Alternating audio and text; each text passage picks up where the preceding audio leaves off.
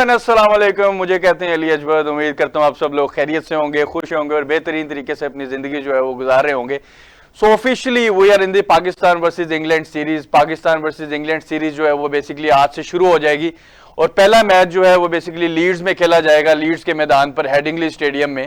और as a cricket fan मैं भी बड़ा एक्साइटेड हूँ। अगर हम सारे क्रिकेट फैंस की बात करें तो हम फैंस के लिए बड़ा मौका होता है कि जब पाकिस्तान वर्सेस इंग्लैंड सीरीज, एक बड़ी सीरीज, इस तरह की सीरीज जो है देखने को मिलती है, क्योंकि जो इंग्लैंड की टीम होगी वो फुल स्ट्रेंथ टीम जो है वो खेलेगी और पाकिस्तान को इंग्लैंड के मुकाम पे 4 T20 मैच जो बेसिकली खेलने हैं। तो बेसिकली हमारे पास स्टेडियम जो है ब्रिमिंगम भी होगा, लीड्स भी होगा, ओवल भी होगा, कार्डिफ भी होगा। तो हमने इन स्टेडियम्स पे जो है मैच खेलने हैं इंग्लैंड के साथ और ये बड़ी एक इंटरेस्टिंग सीरीज होगी क्योंकि road to the World Cup, before World Cup हमें जो है इस सीरीज में जाना है। और अगर हम एक अच्छी मोटिवेशन के साथ ये सीरीज जीत के अपने नाम करके सीरीज अगर हम वर्ल्ड कप में एंट्री करते हैं तो वो एक पाकिस्तान के लिए एक बड़ा एक मोराल बूस्टिंग होगा और एक अच्छी चीज होगी, एक अच्छा साइन होगा। क्योंकि एक वर्ल्ड कप में अगर हम सीरीज जीत के, एक बड़ी टीम से सीरीज जीत के, मुश्किल वेन्यू पे सीरीज जीत के हम वर्ल्ड कप में अपनी एंट्री करते हैं तो वो सफर जो है वो बड़ा इंपॉर्टेंट होगा पाकिस्तान के लिए और काफी बेनिफिशियल होगा वो। क्योंकि जब आप कुछ सीरीज जीत के आते हैं तो आपका मोराल काफी अप होता है और पाकिस्तान को अपनी रोटेशन पॉलिसी को भी अब फाइनली उसका भी रिजॉल्व हो जाएगा इशू। क्योंकि पाकिस्तान जो है फाइनली, अब मेरा ख्याल है कि जहाँ तक एज अ स्पोर्ट्स जर्नलिस्ट मुझे जो खबरें आई तो उसमें ये होता है कि आपकी जो प्लेइंग 11 है फाइनल, वो इस सीरीज में बेसिकली फाइनल हो जाएगी। क्योंकि वर्ल्ड कप से पहले आपकी आखिरी सीरीज है और आपके लिए जो है एक इंपॉर्टेंट कॉन्टेस्ट होगा ये। और हम इस कॉन्टेस्ट के ऊपर जो पाकिस्तान वर्सेस इंग्लैंड का पहला मैच जो है 10:30 बजे पाकिस्तानी टाइम के मुताबिक जो खेला जाएगा, उसके ऊपर हम अभी गुफ्तगू करते हैं। हमारे साथ हमारे बहुत ही प्यारे मेहमान जो है मौजूद हैं। राना शाहनवाज साहब हमारे साथ मौजूद और सीनियर तजियाकार हैं, सीनियर जर्नलिस्ट हैं। इनको वेलकम कहते हैं शो में। Sir, very warm welcome in the show. जी, thank you very much Ali. Sir, सबसे पहले ये बताइए कि important contest Pakistan versus England, आज 10:30 बजे मैच खेला जाएगा, लीड्स के मैदान पे पहला मैच खेला जाएगा और ये बड़ा इंपॉर्टेंट मैच है because road to the World Cup. और इससे पहले हम अगर ये मैच जीत जाते हैं, ये सीरीज जीत जाते हैं, तो सीरीज जीत के अगर हम वर्ल्ड कप में एंट्री करते हैं तो वो एक डिफरेंट एक कॉन्फिडेंस होता है आपको, आप इस चीज़ को बखूबी जानते हैं। तो आप वैसे इस सीरीज को ओवरऑल कैसा देखते हैं? बिफोर वर्ल्ड कप हमें एक अहम प्रैक्टिस, ये एक तरह की एक प्रैक्टिस हमें मिल जाएगी। तो आप इसके बारे में क्या बताना चाहेंगे जो सीरीज पाकिस्तान वर्सेस इंग्लैंड की होने जा रही है और पाकिस्तान टीम के लिए क्या कहना चाहेंगे आप? देखिए जी, बात यह है कि जैसा आपने कहा बिल्कुल दुरुस्त है कि ये अगर आगाज अच्छा होगा वर्ल्ड कप का, और चूंकि ये वर्ल्ड कप से पहले एक बहुत ही मजबूत टीम के खिलाफ पाकिस्तान ने सीरीज खेलनी है, कि जो एक T20 की बड़ी मजबूत टीम जो है वो करार दी जाती है। और जो उन्होंने अब टीम बनाई है वो यकीनी तौर के ऊपर उन्होंने तमाम उन खिलाड़ियों को रखा है कि जो T20 खेलने की सलाहियत रखते हैं और उन्हें खासा तजर्बा है और वो T20 के मिजाज को समझते हैं। तो अगर पाकिस्तान इस सीरीज को जीत जाता है या इंग्लैंड से 1-2 मैच है वो वहां पर इंग्लैंड में जीतता है, तो इससे टीम के अंदर को खासा हौसला मिलेगा और बहुत इसके असर जो है वो बहुत शानदार टीम के ऊपर पड़ेंगे जब टीम जो है वो अमेरिका रवाना होगी वर्ल्ड कप खेलने के लिए। लेकिन ये है कि यहाँ पर जो आज मैच 10:30 बजे शुरू होगा और जो इतलात आई हैं अभी तक, जो मैंने इंग्लैंड बात की थी दोस्तों से, तो उन्होंने बताया कि लीड्स में तो भाई खासी ठंड भी है और बारिश भी हो रही है, बारिश के भी चांसेस हैं। जी, बारिश हो रही है और सारा दिन हो गया बारिश होते हुए। अब देखें बारिश रुकेगी और सूरत हाल क्या होती है और इस तरह के मौसम में एडजस्ट होना जो है वो खासा मुश्किल हो जाता है फॉरनर्स के लिए। लेकिन क्योंकि पाकिस्तानी लड़के जो हैं वहां पर लीग क्रिकेट भी खेल रहे हैं, काउंटी क्रिकेट भी खेल रहे हैं बहुत सारे, तो और वो वैसे भी मतलब ये कि अब पाकिस्तान के ज्यादातर खिलाड़ी जो है वो लंदन में ही अपने शब रोज जो है वो गुजारते हैं, तो इनको इन मौसम से मानूस होने में कोई इतना ज्यादा वक्त नहीं लगेगा। वो वहाँ के मिजाज को और मौसम को समझते हैं। बहरहाल चूंकि ये सीरीज इंतहाई अहम है और बिफोर वर्ल्ड कप है, तो इसमें यकीनन पाकिस्तान को जो है एक तो अपना कॉम्बिनेशन जो है उसको सेट करने में मदद मिलेगी कि हमने जो टीम अब वर्ल्ड कप के अंदर उतारनी है वो हम बनाने में कामयाब हो जाएंगे, अपना कॉम्बिनेशन जो है वो बनाने में कामयाब हो जाएंगे।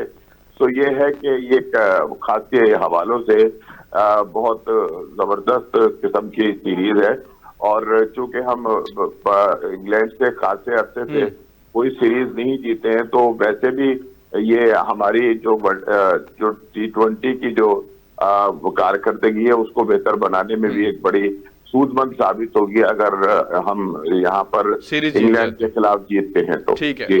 सर फर्दर मोर ये बताइएगा कि देखें अब टॉस होगा बेसिकली, अब अगर मैच जो है लेट्स से बारिश रुक जाती है और मैच हो जाता है, आपको पता है मैदान गीला होता है, वेट होती है, सरफेस वेट होता है पिच का जो है वो, बेसिकली अगर टॉस हम जीतते हैं, पाकिस्तान लेट्स से टॉस जीत जाता है जो है रेनी कंडीशंस में, तो उसके बाद आप क्या समझते हैं कि हमें क्या डिसीजन करना चाहिए? हमें पहले बैटिंग करनी चाहिए या बॉलिंग करनी चाहिए? क्योंकि आपको पता है बाद में डकवर्थ लुईस मेथड भी लग जाता है, थोड़ा प्रॉब्लम होता है। तो आप वैसे बेसिकली क्या कहना चाहेंगे कि पाकिस्तान शुड बैट फर्स्ट और बॉल फर्स्ट?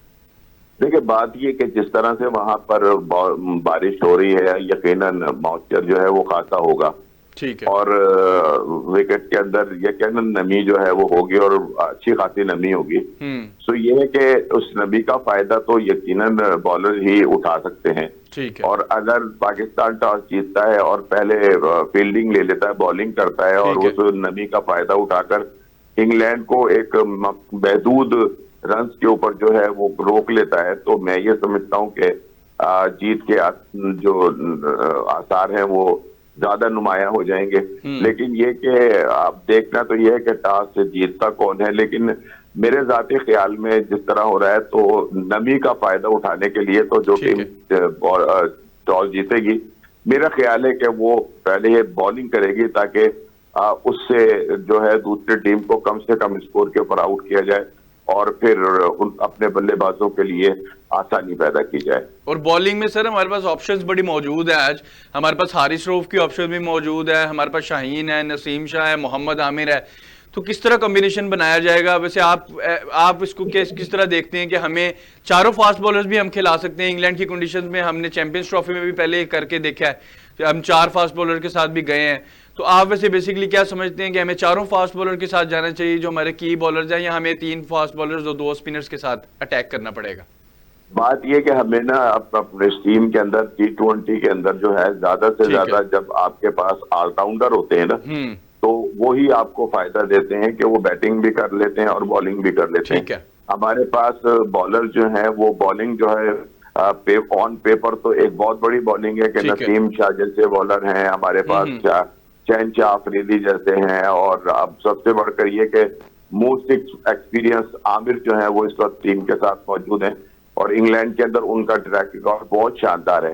सो ये है कि इन बॉलर्स के होते हुए हमें बॉलिंग के अंदर तो कोई परेशानी नजर नहीं आ रही, लेकिन ये कि हम अगर आप अपनी बॉलिंग को माजी में देखें तो यही सी बॉलिंग ने बड़े बड़े स्कोर जो हैं वो करवा दिए हैं और हमारे बॉलर वो उम्दा कारकर्दगी का मुजाहिरा नहीं कर पाए हैं जिसकी उनसे तो की जाती है।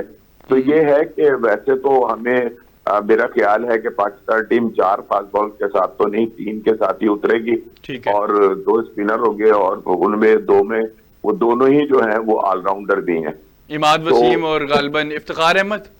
नहीं शादाब खान की बात कर रहा हूँ। हाँ जी, शादाब खान की बात कर रहा हूँ। और अगर इन दोनों के मुकाबले में देखा जाए तो अपना हमारे चाचे ने बड़ी अच्छी बॉलिंग की है, ठीक है, इफ्तिखार साहब ने, वो भी पक्के ऑलराउंडर बन गए अब, ठीक है ना। नहीं, उन्होंने साबित भी किया है कि वो अनफॉर्चुनेटली उनकी बारी ही तब आती है जब 2 या 3 ओवर जो हैं वो रह जाते हैं और फिर उनको आकर वहां पर मारधार करना पड़ती है और उसमें उनकी अपनी कारकर्दगी बैटिंग के हवाले से जरा थोड़ी सी वो होती है, लेकिन अभी तक तो उन्होंने ये साबित किया है कि वो जितना भी 1 ओवर खेलने आए या 2 ओवर खेलने आए या इससे ज्यादा ओवर उन्हें खेलने को मिल जाए, उन्होंने अपनी भरपूर सलाहियतों का जो है मुजाहिरा किया।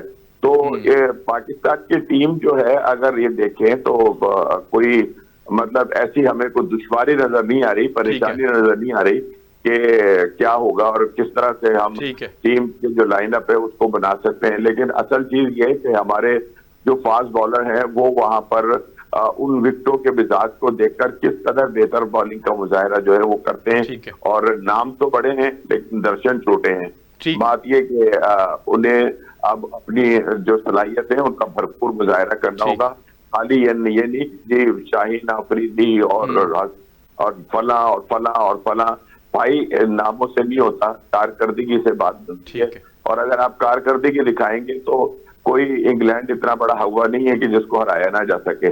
पाकिस्तान की टीम के अंदर वो सारी एबिलिटीज मौजूद हैं, वो सारी अल्लाह ताला ने सलाहियतें दी हुई हैं कि वो किसी भी बड़ी टीम को हराने की भरपूर सलाहियत रखते हैं, और हमने हराया भी है। ऐसा नहीं है कि हमने नहीं हराया, हमने तमाम बड़ी कुव्वतों को जो क्रिकेट की है उन तमाम को चारों चाने चित किया है।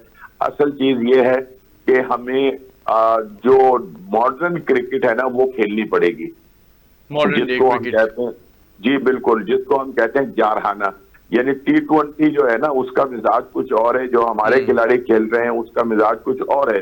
तो ये है कि हमें उस मिजाज को अपनाना होगा जो T20 का है और जो इंटरनेशनली जो है वो चल रहा है। आप देख लें ना, मैक्सवेल को देख लें, कहीं पर भी वो ऐसा कोई शॉट खेलता नजर आता है जिसमें ये हो कि जी यार ये बिल्कुल according to the cricket book है, वो अपनी मर्जी से शॉट बनाते हैं, क्रिकेटर हैं वो बड़े, ठीक है ना। हाँ बिल्कुल, यानी हमारे खिलाड़ियों को ना शॉट बनाना नहीं आता, वो वही अपनी जो एक रिवायती क्रिकेट है वो खेल रहे हैं। कवर ड्राइव कैसे लगेगी, कट कैसे मारनी है, पुल हमारी किसी की भी अच्छी नहीं है, ठीक है ना।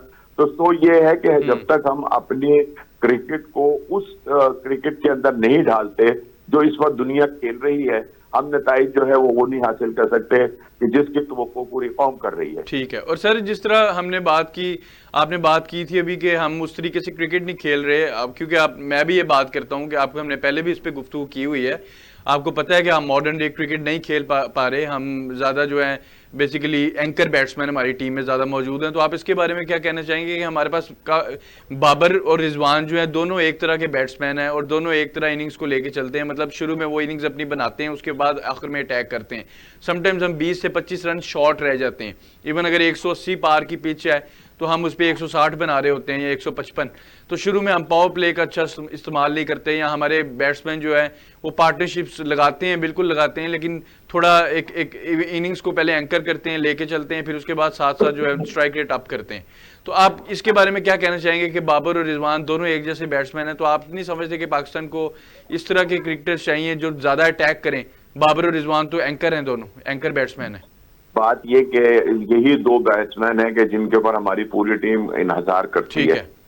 अगर रिजवान और बाबर स्कोर कर जाते हैं तो फिर स्कोर हो जाता है, ठीक है ना। लेकिन बात ये कि अगर आप T20 में भी जाकर वक्त लें, पहले सेटल होने के बाद फिर अपने स्ट्रोक्स खेलना शुरू करें, और फिर मतलब ये कि वो जो ऑर्थोडॉक्स जो होती है रेट है वो मारना शुरू करें, हमें उसमें फिर लग जाता है टाइम और वक्त जाता है गुजर। ये क्रिकेट ये है कि जब आप विकेट पे जाते हैं तो पहले बॉल से ही आपने अटैक करना होता है, और जो टीम अटैक कर रही होती है ना, जो अटैकिंग क्रिकेट खेल रही होती है, वो जो है वो बड़ा स्कोर करने के अंदर जो है वो कामयाब होती है। और मेरा ये ख्याल है कि आप जब अटैकिंग क्रिकेट खेलते हैं तो फिर आप बॉलर को भी अंडर प्रेशर करते हैं, बॉलर को भी पता चल जाता है कि आप उसे बॉलिंग क्या करनी है, कैसे करनी है। लाइन लेंथ खराब होती है, फील्डर डिस्टर्ब होते हैं, लेकिन अगर आप जाकर पहले अपने आप को सेटल करने की कोशिश करें और उसके बाद जो है वो जो शॉट्स हैं उनको खेलना शुरू करें तो फिर वक्त जो है गुजर जाता है। T20 इस क्रिकेट का नाम नहीं है, T20 तो पहले बॉल से ही अपना अटैक करने का नाम है। और हमारी टीम जो है अनफॉर्चुनेटली, आपने दोनों के बड़ों के नाम लिए, वो दोनों जो है वो वाकई स्कोर करते हैं, लेकिन वो उसके साथ साथ टाइम भी लेते हैं और वक्त भी लेते हैं, स्ट्राइक रेट लो रहता है। यहाँ पर अगर पाकिस्तान टीम में कोई T20 के मिजाज के मुताबिक क्रिकेट खेलता है तो वो है फखर जमा, बेशक। और मैं ये समझता हूँ कि फखर जमा को हम नीचे भेज कर ना जाया कर रहे हैं। वो ओपनर है, वो आप दायरे के खेल का प्लेयर है कि जब खिलाड़ी सारे दायरों के अंदर होते हैं और पावर प्ले जो है वो चल रहा होता है तो फिर इसमें फखर जमा जैसे हार्ड हिटर जो है वो स्कोर कर जाते हैं। तो ये है कि हमें थोड़ा सा, और फिर ये कि कुछ ऐसे खिलाड़ी भी हैं कि जिनकी बारी बहुत नीचे से आती है। अगर आप अपना विकेट कीपर, दूसरा विकेट कीपर जो है वो आजम खान को खिलाएं, तो आजम खान को भी अगर आप ऊपर भेजेंगे तो स्कोर होगा।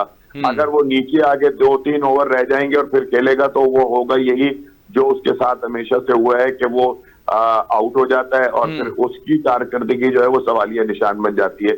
अगर तो आजम खान की आपने सलाहियतों का फायदा लेना है तो फिर ये सेट करें कि उसको किस नंबर के ऊपर भेजना है और कहां पर वो जो है स्कोर जो है वो कर सकता है, क्योंकि T20 जो है ना वो पूरी एक प्लानिंग का नाम है। अब आपके पास नए कोच आए हैं और वो खुद जाती तौर पे भी ओपनर रहे हैं और फिर ये कि गैरी क्रिस्टन जो है उनका एक बड़ा वसी तजर्बा भी है। यकीनन वो इस तरह की जो तब्दीलियां हैं वो करेंगे और खिलाड़ियों को ये भी बताएंगे कि जो मॉडर्न डे क्रिकेट है वो कितनी अहम है और जो आप खेल रहे हैं उसके नुकसान जो हैं वो कितने हैं। तो मेरा ख्याल है कि कोच के आने से भी शायद टीम की कारकर्दगी के ऊपर फर्क पड़े और प्लेयर जो है वो T20 को T20 के हिसाब से ही खेलें, ना कि वो अपनी मर्जी से खेलें। ठीक है सर, फर्दर मोर ये बताइएगा, शादाब खान की थोड़ी सी बात कर लेते हैं। उनकी बॉल इस तरह टर्न नहीं हो पा रही, आपने भी देखा होगा एक मैच में उनको आयरलैंड के खिलाफ 54 रन्स पड़ गए 4 ओवर्स में और उनकी परफॉर्मेंस उस तरह अप टू द मार्क नहीं है। उनको बेशक टीम में दोबारा मौका मिला है PSL की बेस पे, PSL में परफॉर्मेंस करने के बाद, लेकिन ओवरऑल शादाब की जो परफॉर्मेंस है उस तरह सेटिस्फाइंग नहीं है। तो आप क्या वैसे समझते हैं कि हमें फिर अबरार को मौका देना चाहिए या हमें एक प्रॉपर स्पिनर जो है जिस तरह अबरार है हमारे पास मौजूद उनके साथ जाना चाहिए, क्योंकि वर्ल्ड कप की अब टीम का भी ऐलान होना है। तो शादाब के बारे में आप क्या कहना चाहेंगे, क्योंकि परफॉर्मेंस इतने सेटिस्फाइंग नहीं है?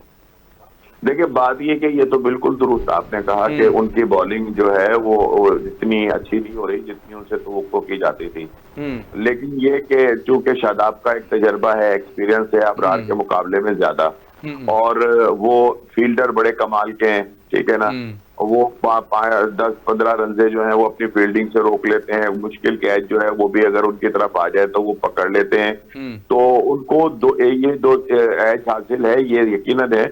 और फिर बैटिंग में भी ये है कि उन्होंने जो PSL में बैटिंग की है उसके अंदर खासे मौकों के ऊपर वो स्कोर भी कर गए हैं। ये बिल्कुल दुरुस्त है कि बॉलिंग के अंदर उनकी वो डेप्थ नजर नहीं आ रही कि जो पहले थी। तो ये है कि उनको अबरार के ऊपर सिर्फ और सिर्फ प्रेफरेंस इस हवाले से दी जाती है कि उनका तजर्बा है।